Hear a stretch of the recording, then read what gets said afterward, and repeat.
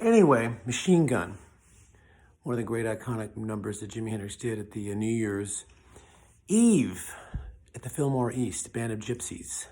An album that he did for Capitol because of a contract he'd signed in around 1965 with Capitol that he had never fulfilled. And so Capitol came after him, as you well know, and it was later deemed that they would give Capitol an album that would satisfy the contract. And so they did, and that was the only record he did with Capitol. But it's an iconic album. It's the beginnings of funk, if you will, and it's truly a masterpiece.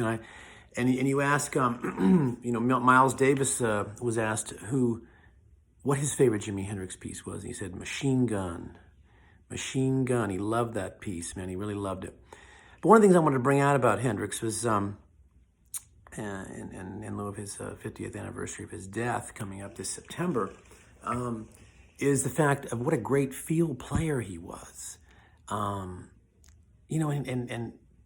the techniques that he used, the bending, the emoting, the expressive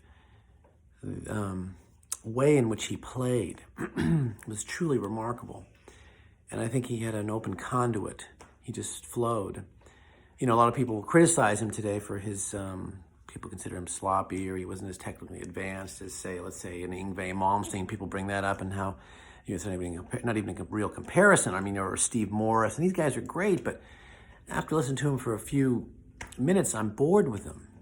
But Jimi Hendrix, I don't get bored with the guy because he is such an amazing musician in his own right.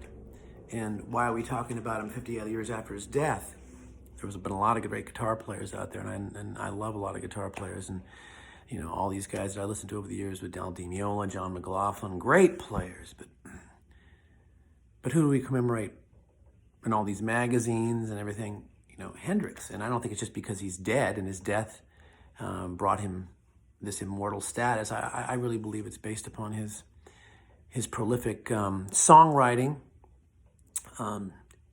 as well as his playing. And I think he was, as we all know, he was going towards a bigger sound towards the end. He talked about doing orchestra type of music, with a bigger, larger band and so forth, horns and that thing. Humble guy, not a very materialistic individual. He only owned a home, I think, just before he died. He had a flat in New York, but was not one to go out and purchase a mansion and that sort of thing. He was just music. But one of the things I want to point out is because the feeling in which he played was such a tremendous thing. His music was everything. I think that's some of the things that are lacking in some of today's music, is that the feel sometimes is not there. The emotion.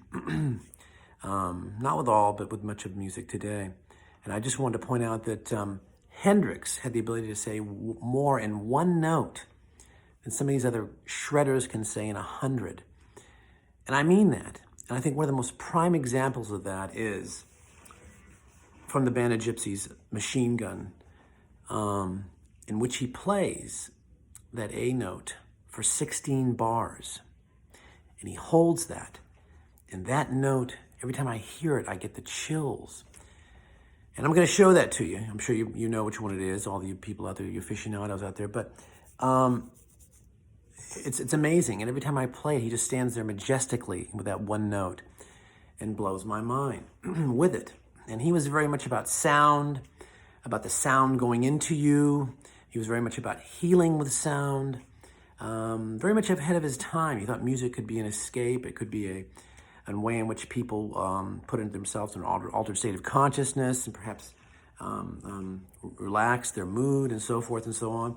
And any of us that grew up in the 60s and 70s, we know that music was such a major part of our lives. Albums, music was just we loved it. We purchased it. We ate it up, music was a food. I'd eat it for breakfast, lunch, and dinner. But anyway, without further ado, I want to get to this piece, and I want to play it for you. And that's the 16-beat note in Machine Gun. And let's hear it.